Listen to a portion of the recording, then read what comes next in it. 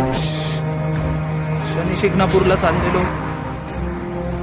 अतिशय प्रचंड अशा परीक्षा शनिदेव आमची घेत आहे. पण आमचा गाडीचा बेल्ट तुटला. एवढे रस्त्यामध्ये खड्डे. या नगर जिल्ह्यामध्ये लोक राहतात की जनावर, तेच मला कळत नाही.